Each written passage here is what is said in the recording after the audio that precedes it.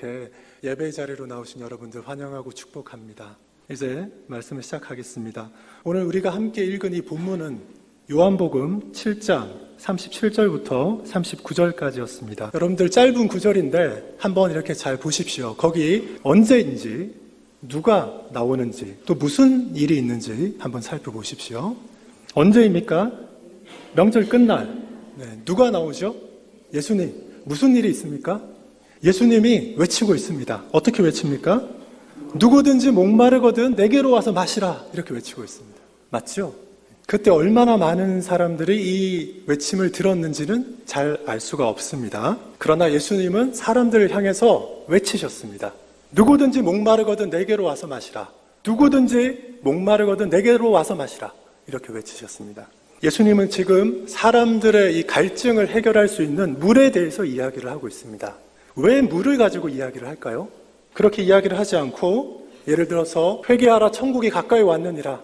내가 바로 하나님의 아들이니까 너희가 나를 믿어라. 만군의 여호와 크신 하나님께로 돌아가자. 이렇게 외칠 수도 있잖아요. 그런데 왜 물 이야기를 할까요? 그 이유에 대해서 오늘 조금 더 자세히 살펴보겠습니다. 이 날이 언제였습니까? 명절 끝날, 큰 날이라고 되어 있습니다. 37절 시작 부분에 그렇게 되어 있죠. 예수님이 누구든지 목마르거든 내게로 와서 마시라 이렇게 물 이야기를 하는 것은 이 명절하고 관련이 있습니다. 이 명절 때 물과 관련된 어떤 의식을 치렀기 때문에 이런 이야기를 하는 것입니다. 의도적으로 물 이야기를 하셨어요. 여기 나온 명절이 어떤 명절인지 아십니까? 유대인의 절기 중에 초막절입니다. 이 초막절은 출애굽 이후에 40년 동안 광야 생활을 하던 것을 기억하는 절기입니다. 알고 계셨죠? 이 초막절에는 일주일 동안 절기를 합니다. 마치 우리가 일주일간 특별 새벽 기도회 하듯이 이 사람들은 가을에 일주일 동안 초막절을 지킵니다. 광야 생활 40년 동안 굶어 죽지 않게 매일 만나를 내려주신 것 기억하고, 고기 먹고 싶으니까 메추라기 이렇게 보내주셨던 거 그거 기억하고, 또 광야 생활 40년 동안 옷이 헤어지지 않았다고 했어요. 그거 기억하고, 외적으로부터 침입을 받아서 멸망하지 않도록 보호해 주신 거, 아말렉이 쳐들어왔을 때 다 물리친 거, 이런 거 기억하고, 그렇게 하도록 그 후손들이 계속 이 초막절을 지키고 있습니다. 초막절 기간 동안에 초막을 만듭니다. 텐트를 만들어요. 벽을 이렇게 치고 지붕은 하늘이 다 보이도록 해야 됩니다. 그런 허름한 초막을 지어서 거기서 일주일 동안 살면서 광야 생활을 기억하는 것입니다. 그런데 좀 특이하게 이 절기 일주일 동안에 하는 일이 있어요. 특별한 일이 있습니다. 그게 뭐냐 하면 일주일 동안 매일 성전에서는 화제, 제사도 드립니다. 그리고 첫날과 일곱째 마지막 날에는 모든 사람들이 모여서 성회를 이렇게 합니다. 큰 집회를 합니다. 그런데 매일 하는 일이 있어요. 그게 뭐냐 하면 그 제사장과 레위인들이 예루살렘 성의 그 앞에 있는 실로암 못에 가서 그 물을 이렇게 떠가지고 갑니다. 금주전자에 담아서 옮겨서 그걸 가지고 가서 성전에 가서 제단에 붓습니다. 그게 큰 행사예요. 실로암의 그 물을 들고 이렇게 갑니다. 그러면서 이 사람들은 이사야 12장에 기록되어 있는 찬양을 부릅니다. 보라, 하나님은 나의 구원이시라. 내가 신뢰하고 두려움이 없으리니 주 여호와는 나의 힘이시며 나의 노래시며 나의 구원이심이라. 그러므로 너희가 기쁨으로 구원의 우물들에서 물을 기르리로다. 유대인들에게는 이런 이사야의 예언이 있었습니다. 이사야가 뭐라고 했습니까? 너희가 구원의 샘에서 물을 기르리라. 이렇게 말을 했어요. 이 사람들이 이거 기억하고 있는 겁니다. 그래서 이 절기에 단지 초막만 지어놓고 있는 것이 아니라 이 사람들이 구원의 샘이라고 생각하는 그 실로암 못에서 물을 떠다가 성전 제단에 가서 붓고 이걸 하는 거예요. 이렇게 유대인 제사장들과 레위인들이 물을 떠서 가는 행사를 할 때 그 백성들은 다 모여서 함께 호산나 주여 우리를 구원하소서, 호산나 주여 우리를 구원하소서 이렇게 외치면서 함께 하나님이 우리를 구원해달라 이것을 외치고 있는 겁니다. 초막절을 지키면서 단지 40년 광야 생활만 기억하는 것이 아니라 그때 우리를 구원하셨던 그 하나님이 구원의 물을 우리에게 주셔서 우리가 정말 구원받게 될 그 미래를 생각하면서 이것을 지키고 있는 것입니다. 이 명절 중에서도 명절 끝날 이 초막절은 특별히 많은 사람들이 모여서 집회를 하는 그런 날이에요. 그런 날에 예수님이 어디에선가 서서 외치고 계십니다. 뭐라고 외치고 계십니까? 누구든지 목마르거든 내게로 와서 마시라. 이렇게 말씀하십니다. 예수님께서 외치고 계십니다. 누구든지 이렇게 외치고 계십니다. 누구든지 목마르거든 내게로 와서 마시라. 이렇게 외치십니다. 바리새인이나 사두개인이나 열심당원이나 상관없습니다. 어른이든 아이든 노인이든 상관없어요. 거지든 부자든 왕이든 귀족이든 노예든 상관없습니다. 누구나 와서 여기 와서 마시라는 거예요. 지금도 마찬가지입니다. 돈 많은 자산가든 지식이 뛰어난 교수든 교장 선생님이든 많이 배우지 못하고 가난해서 쪽방에 사는 독거노인이든 우울증으로 사회생활을 제대로 못하는 우리 자식이든 공부 잘하는 전교 1등이든 꼴찌든 성격 좋고 인기 많은 사람이든 아니면 정말 되먹지 않은 그런 사람이든 간에 상관없습니다. 누구든지 예수님이 누구든지 오라고 합니다. 누구든지 오는데 목마르거든 내게로 오라 이렇게 이야기하십니다. 목마르다는 이 표현은 이렇게 그냥 물을 먹고 싶다 이런 표현은 아닌 거는 아시죠? 이것은 영적인 갈급함을 비유적으로 표현하는 것입니다. 사람이 왜 목이 마릅니까? 그냥 이렇게 갈증 나는 거 말고 왜 우리가 목이 마릅니까? 파스칼은 그런 얘기를 했습니다. 사람들은 하나님이 아니면 채워줄 수 없는 그 공간이 그 속에 있다고 이렇게 얘기합니다. 하나님만이 채워줄 수 있는 공간이 있어요. 그렇죠? 그거 하나님이 채워주지 않으면 우리가 뭔가 허전하고 결핍을 느낍니다. 이거 있어야 되는데 왜 뭔가 안 되지? 이런 생각합니다. 하나님을 모르는 사람들은 이 빈 공간을 뭘로 채웁니까? 쾌락으로 채웁니다. 술 마시고 이렇게 하면서 채우죠. 좀 더 고상한 사람들은 철학을 통해서 이걸 채우려고 하고 또 어떤 사람들은 기독교가 아닌 다른 고등 종교를 가지고서 채우려고 합니다. 그러나 세상을 창조하신 전능하신 하나님이 아니면 그것을 채울 수가 없습니다. 이 목마름은 정말 간절하고 아주 절박한 그런 욕구입니다. 우리가 만약에 사막을 이렇게 지나가고 있는데 목이 말라서 죽을 지경이다. 금덩어리가 소용이 있겠습니까? 맛있는 고기가 소용이 있겠습니까? 물이 필요한 거죠, 물이. 오직 물이 중요합니다. 물만 있으면 됩니다. 물이 없으면 사람이 제정신이 아니게 돼요. 살고자 발버둥 치게 됩니다. 여러분들 이스라엘 백성이 광야 생활할 때 출애굽해서 얼마 안 되었을 때 광야에 나오니까 물이 없어요. 그래서 난리가 났습니다. 다 목말라 죽게 생겼다. 이렇게 돼서 무슨 사건이 하나 터지죠. 그게 뭔지 압니까? 무리바 물 사건이라는 것이 터집니다. 이 사람들이 목이 말라서 죽겠으니까 모세한테 도전을 해요. 너 때문에 우리 다 죽겠다. 다 죽게 생겼다. 애굽에 그냥 있었으면 우리가 노예이긴 해도 먹고 살았을 텐데 너 때문에 우리 죽게 생겼다. 이렇게 얘기하죠. 그 사람들이 그렇게만 얘기하는 거 아닙니다. 모세에게 그렇게 할 뿐만 아니라 여호와 하나님에게 도전합니다. 하나님께 도전하면 어떻게 됩니까? 뭐가 기다리고 있죠? 사망밖에 없어요. 죽습니다. 그런데 목마르니까 어떻게 합니까? 목마르니까 하나님한테 대들면 죽는데도 불구하고 하나님한테 도전합니다. 얼마나 절박한 우리의 필요인지 모릅니다. 이처럼 목마름이라는 것은 정말 강렬한 욕구예요. 조금 뒤에 하나님 때문에 내가 죽을지 이런 거 상관없어요. 내가 목마름만 해결되면 됩니다. 물이 없어서 이렇게 간절하게 찾는 것처럼 모든 사람들은 이 영적인 갈급함을 가지고 있습니다. 제가 고등학교 3학년 때 저는 고향이 여기 근처 외관이고요. 제가 고등학교 올라갈 때부터 대구로 못 나가게 해서 김천에서 김천고등학교를 다녔습니다. 고등학교 3학년 때 저희는 학력고사 세대인데 학력고사 12월 달에 보는데 저는 학력고사를 보지 않는 다른 대학에 9월쯤인가 시험을 보고 이미 합격을 한 상태예요. 우리나라에서 제일 좋은 대학에 들어갔습니다. 합격하고 나서 친구들이 학력고사 보러 갔는데 저는 혼자 하숙집에 이렇게 있습니다. 그 합격 소식을 들었을 때 얼마나 기쁜지 몰랐어요. 교무실에 가서 전화해서 확인하고 너무 기뻐서 복도에 막 뛰어가는데 하필이면 누가 그 복도에다가 책상을 이렇게 내둔 거예요. 막 뛰어가다가 책상에 허벅지가 팍 부딪혀서 거기 꼬꾸라졌습니다. 아플까요? 엄청 아프다, 엄청. 그렇게 통증이 심할 수가 없어요. 복도에 이렇게 나뒹굴었는데 눈물이 나요, 아프니까. 그런데 한편으로는 내가 합격했다라는 기쁜 소식이 있고 한편으로는 허벅지에서 오는 엄청난 통증이 눈물이 막 나는데 너무 기쁜 거예요. 고3, 고 나이대로 보면 아쉬울 게 없었죠. 내가 가고 싶은 좋은 학교에 합격했어요. 친구들 학력고사 봐야 되는데 학력고사도 안 봐도 돼요. 부족한 게 있을까요? 내가 가고 싶은 학교에 합격했는데. 근데 제가 김천의 기독교 서점에 한 군데 가서 성경책을 사서 창세기부터 읽기 시작했습니다. 세상에 무엇인가 좋은 것이라고 하는 것이 우리한테 주어져도 그거 가지고는 안 되는 게 있는 거예요. 다들 아시잖아요? 예수님 당시의 유대인들은 바벨론 포로 생활에서 귀환해가지고 성전도 새로 만들고 이렇게 또 하나님을 섬기려고 그렇게 했습니다. 그런데 안타깝게도 하나님께서는 말라기 선지자 이후에 수백 년 동안 이스라엘 백성들에게 침묵하셨어요. 말씀을 하지 않았습니다. 성전에도 임하지 않았어요. 제2성전이라고 스룹바벨 성전이라고 불리는 그 성전이 예루살렘에 있었지만 하나님이 거기 임재하지 않으셨어요. 이스라엘이 얼마나 답답한 상황이겠습니까? 다윗과 솔로몬 시대의 성전을 만들어서 그때는 하나님이 거기 임했는데 제2성전에는 하나님이 임하지 않았어요. 제사를 드리지만 형식적으로 드리고 있는 거예요. 그런 사람들의 후예들이 지금 초막절을 이렇게 드리고 있는 겁니다. 그래서 유대인들은 목이 마른 겁니다. 너무 목이 마른 거예요.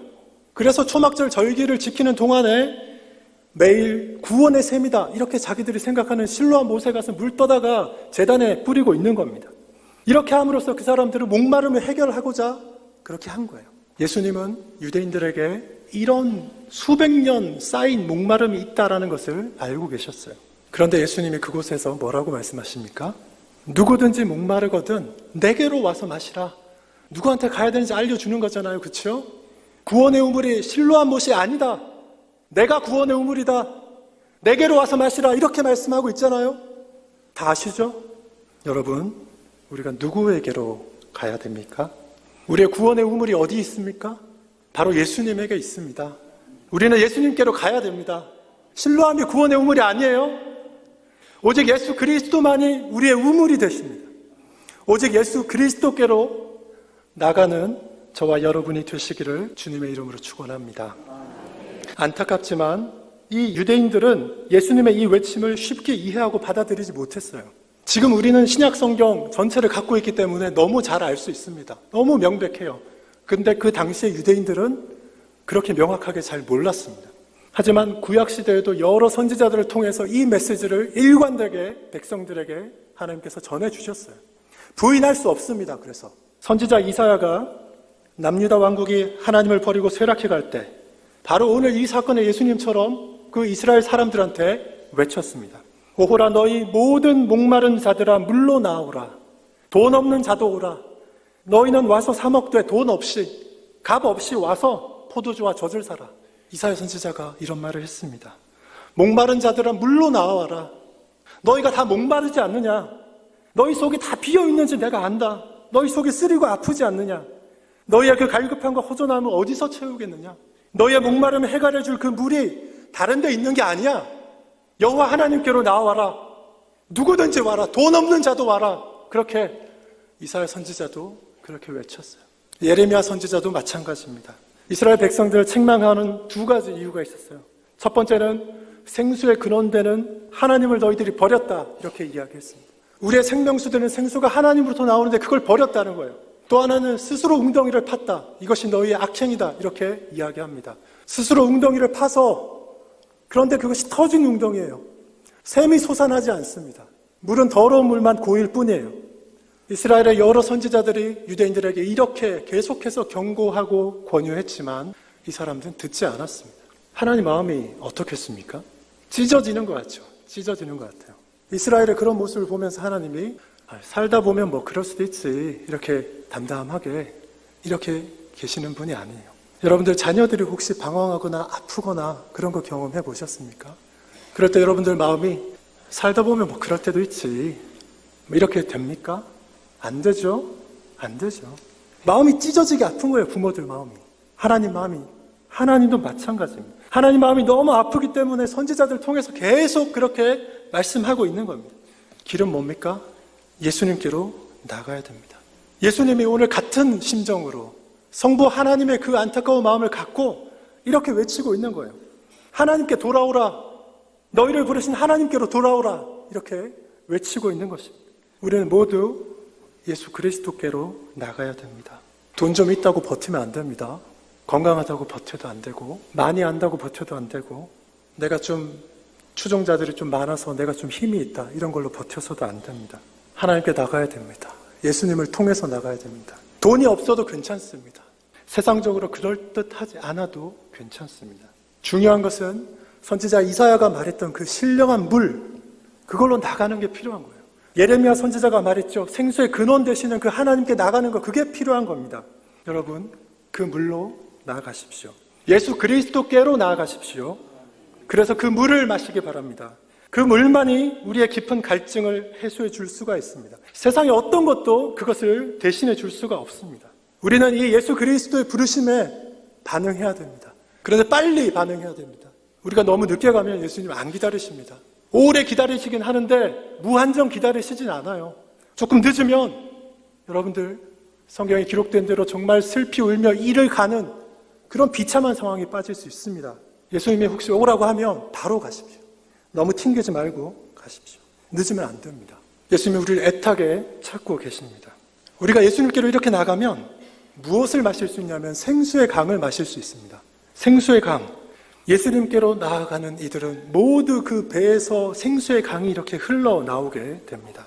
우리의 목마름을 완전히 날려버릴 수 있는 생수가 속에서 콸콸콸콸 솟아나서 그게 강을 이루고 그 생수를 우리가 마음껏 마시면서 은혜가 충만한 삶을 살게 되는 거예요. 이 생수의 강은 누구에게 흘러나올까요? 모든 믿는 사람들에게, 모든 사람들에게 생겨나는 겁니다. 저희가 예전에 집에서 가정 예배를 드리면서 이 본문을 이렇게 좀 다뤘어요. 아이들이 이제 뭐 질문할 것을 질문해 이렇게 하니까 둘째가 배에서 어떻게 생수의 강이 흘러나오지? 신기하다 이렇게 하는 거예요. 여러분 신기합니까? 신기하죠. 그래서 이제 그렇게 하니까 애들 엄마가 영어 성경을 이렇게 펴고 있다가 영어 성경에는 배라는 말이 없네. 그냥 그에게서 흘러나오네. 또는 그 깊은 곳에서 흘러나오네. 이렇게 되어 있는 거예요. 제가 그 자리에서 답을 못했어요. 그리고는 뒤에 가서 찾아봤죠. 헬라어 성경에 찾아보니까 배에서 이렇게 딱 되어 있어요. 배에서 흘러나옵니다. 우리 애들이 또 막 장난을 쳐요. 아빠 배는 크니까 생수의 강도 크겠다. 엄마 배도 만만치 않네. 엄마 배도 그러니까 엄마도 생수의 강이 크겠다. 우리도 반격을 했죠. 너는 빼짝 말라서 생수의 강이 바짝 말랐겠다. 이게 농담이에요? 아니요. 그렇지 않습니다. 배가 크든 말랐든 생수의 강은 누구에게나 믿는 사람들에게는 강으로 이렇게 나타나는 거예요. 강으로. 강입니다. 강. 배가 크다고 생수의 강이 되고 배가 작다고 정수기 물줄기 되는 거 아닙니다. 누구든지 예수 그리스도에게로 가면 생수의 강이 흘러나오게 됩니다. 여러분들 한 사람도 빠짐없이 여러분 안에서 생수의 강이 흘러넘치기를 주님의 이름으로 축원합니다. 이 생수의 특징에 대해서 세 가지를 살펴보겠습니다. 첫 번째, 이 생수의 특징은 영원히 목마르지 않게 해준다는 거예요. 경험해본 사람만이 알 수 있습니다. 예수님께서 이 사건이 있기 전에 조금 앞에 무슨 사건이 있었냐 하면 수가성 우물가에서 사마리아 여인을 만난 사건이 있었습니다. 그때 예수님이 그 여인에게 무슨 말 했는지 혹시 기억하십니까? 이런 식의 이야기를 하셨어요. 그 여인에게 내가 만일 지금 너에게 물을 달라고 하는 내가 누군지 알았더라면 오히려 네가 나한테 물을 달라고 요청했을 것이고 나는 너에게 생수를 주었을 것이다.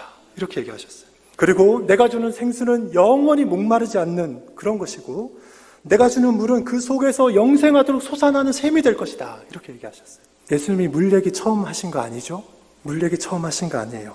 유대인들이 가지고 있는 그 역사적인 물에 대한 생각 이거 가지고서 이 사람들을 깨우치려고 그것과 연결 지어서 말씀하시는 거예요. 예수 그리스도를 믿는 우리의 배에서 흘러나오는 생수로 인해서 우리는 영원히 목마르지 않게 된다. 이런 생수가 여러분 안에 솟아나기를 원하십니까? 영원히 목마르지 않게 해주는 이 물, 영생하도록 솟아나는 샘물이 여러분 안에 강이 되어서 이렇게 흘러 넘치기를 원하십니까?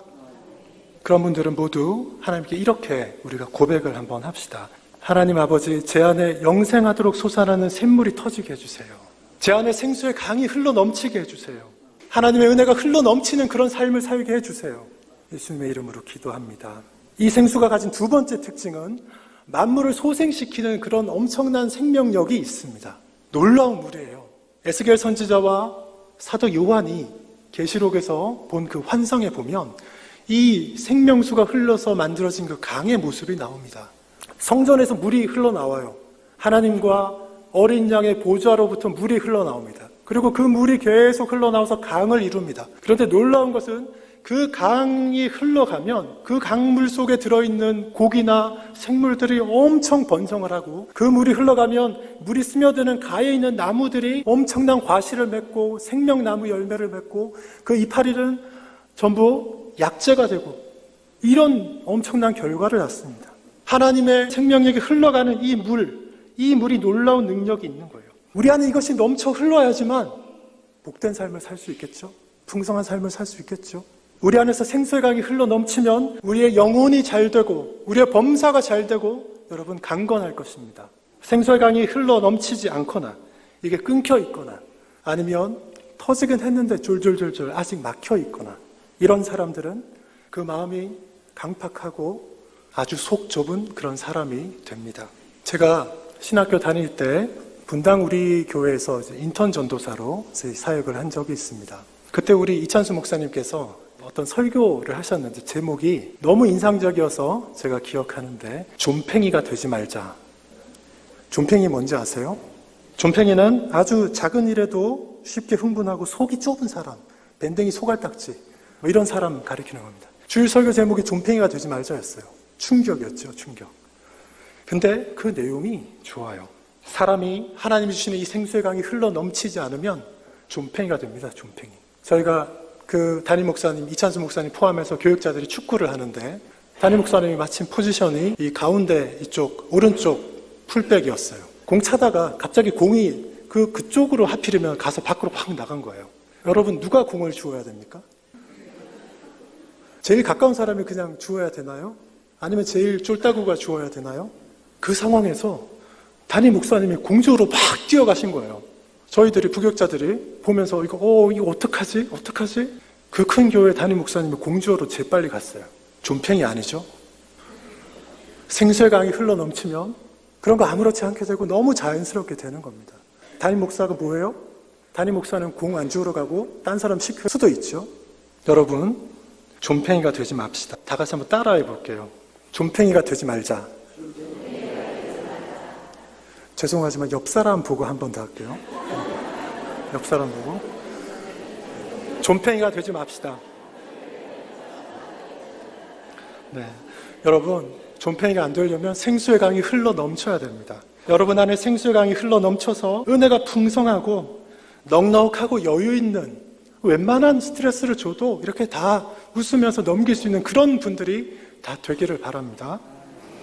이 생수의 세 번째 특징은 하나님의 나라를 아주 결연하게 사모하는 그런 마음을 우리에게 주는 특징이 있습니다. 생수의 강이 우리 안에 흘러 넘치면 우리가 천국의 맛을 보게 됩니다. 천국이 갖고 있는 그 풍성함과 천국의 영광이 얼마나 좋은지 우리가 알게 됩니다. 하늘나라의 그 영광이 우리를 얼마나 황홀하게 하고 빠져들게 하는지 모릅니다. 저는 고향이 여기 외관인데 외관교회 대학부 수련회 때 당시 서울에서 내수동교회 대학부가 아주 강했어요. 그 내수동교회 대학부를 담당하고 계셨던 화종부 목사님이라는 분이 강사로 오셨습니다. 그때 로마서 강해 설교를 연속해서 여러 번 들으면서 극적인 회심을 경험했어요. 제가 죄인이라는 게 이렇게 보였고 하나님이 의의 옷을 입혀줬다는데 그게 뭔지가 명확하게 들어왔고 내가 구원받았다는 게 어떤 것인지 알게 되고 세상이 너무나 황홀하고 달라 보였어요. 생수의 강이 폭포수처럼 쏟아지면서 하나님 나라를 사모하고 한 반년 동안 울면서 다녔습니다. 그런데 그 이후로 세상이 달라 보였어요. 세상의 어떤 것도 하나님이 보여주신 그 영광에 비하면 너무 초라한 거예요. 너무 초라한 거예요.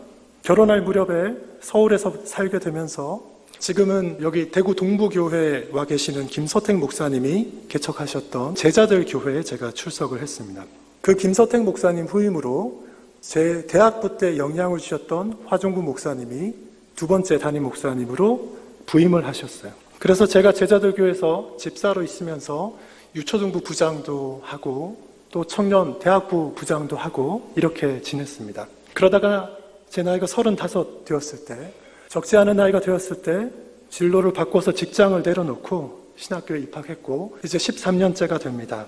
그동안 세상적인 이 성취를 포기한 것 때문에 많은 사람들이 저에게 물었습니다. 괜찮냐고. 괜찮은 정도가 아니라 성경을 맨날 볼 수 있고 신학을 계속 공부할 수 있고 성도들과 계속 교제할 수 이러니까 얼마나 행복한지 모릅니다. 어떻게 이런 일이 가능합니까? 내 안에 생수의 강이 흘러 넘치면 나가서 좋은 직장에서 돈 많이 받는 거 그렇게 부럽지 않아요. 여러분 안에도 이런 생수의 강이 있지 않습니까? 여러분 안에 흐르고 있는 그 생수의 강이 여러분 인생을 바꿔놓지 않았습니까? 그래서 이 자리에 있는 거 아니에요? 교회라는 거는 그런 사람들이 모이는 공동체 아닙니까? 예배 드리고 있는데 이 예배는 그런 사람들이 함께 모여서 하나님의 나라와 하나님의 영광을 더 갈망하는 그런 자리 아닙니까? 생수의 강이 내 속에서 흘러 넘치고 있는데 내 마음이 그냥 식은 재같이 그렇게 냉랭할 수 있습니까? 그럴 수 없어요. 불교에서는 그런 말 합니다. 108번뇌라고 하고 그 번뇌들을 잠잠하게 만들고 마음이 식은 재와 같은 그런 상태가 되면 그걸 이상향으로 생각합니다. 아니요. 기독교는 그렇지 않습니다. 하나님의 진리의 말씀이 내 안에 있는데 어떻게 그렇게 식은 재처럼 가만히 있을 수 있습니까? 그럴 수 없어요. 하나님의 영광과 하나님의 그 나라를 더 고대하게 됩니다. 더 하나님의 나라에 대한 그 뜨거움과 하나님 나라를 갈망하는 그 격정이 막 솟아나게 됩니다. 스데반 집사를 보십시오. 성령 충만해서 하나님의 영광을 보았고 하나님 보좌 우편에 계신 그리스도를 보았습니다. 스데반 집사가 사람들이 모여있는 그 중에 하늘이 열리고 인자가 하나님 우편에 서신 것을 보노라 이렇게 외쳤습니다. 그 소리를 청중들이 듣기 싫어해서 돌 들고 치고 스데반 집사 죽였습니다. 스데반 집사가 순교당했습니다. 스데반 집사 안에 생수의 강이 흘러 넘치고 있었기 때문에 이 핍박자들이 던지는 돌멩이가 두렵지 않았습니다. 얼마 전에 3.1절이 있어서 독립운동했던 분들의 이야기가 이렇게 많이 되고 있어요.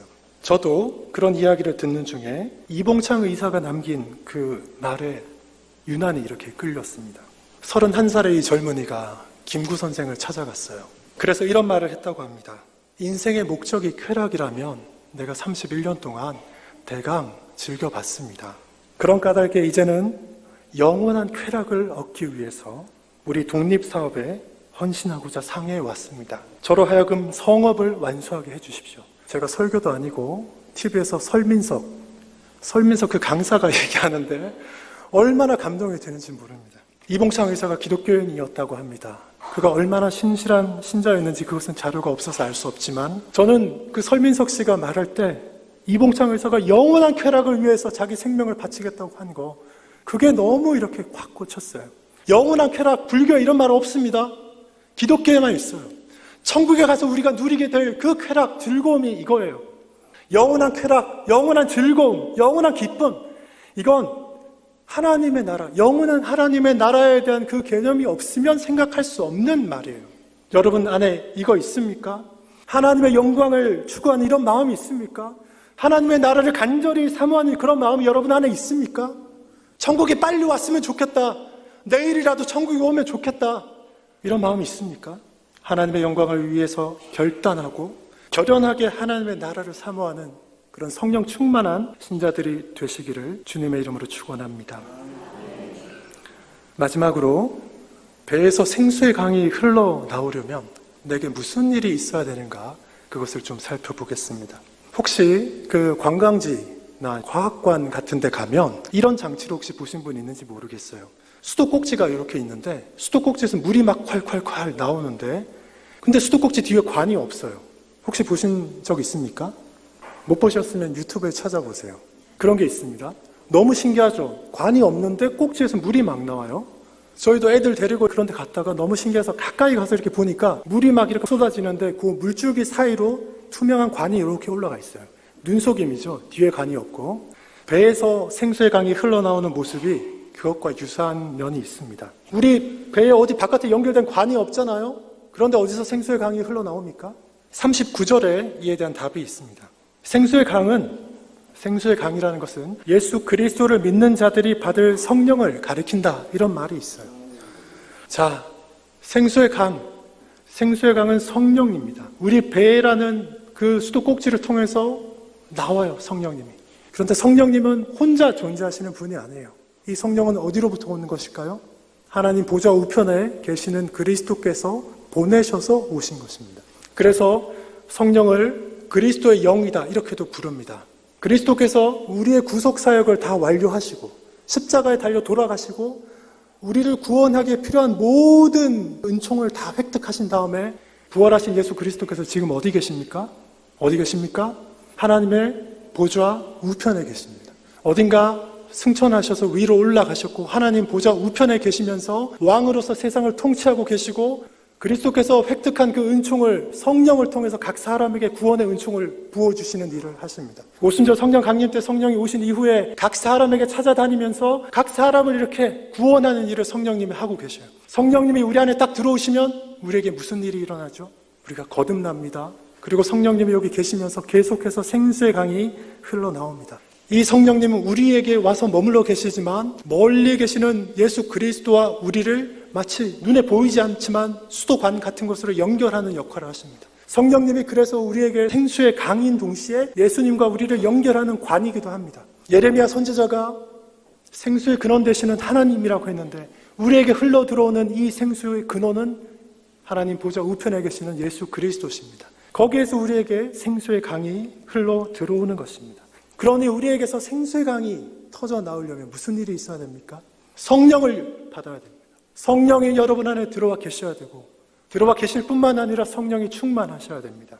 여러분, 여기 계신 분들은 성령이 거듭나게 하시는 역사를 다 경험하셨겠죠? 성령이 들어와 계십니까? 여러분 안에 생수의 강이 흘러 넘치고 있습니까? 하나님의 은혜가 강물처럼 흘러 넘치고 있습니까? 은혜 없는 존팽이 아닌 거 맞습니까? 이제 말씀을 맺겠습니다. 여러분, 생수의 근원 되시는 예수 그리스도께로 나아가시기 바랍니다. 성령 충만하시기 바랍니다. 여러분 안에서 생수의 강이 흘러 넘치기를 바랍니다. 하나님의 풍성한 은혜가 흘러 넘치기를 바랍니다. 기도하겠습니다.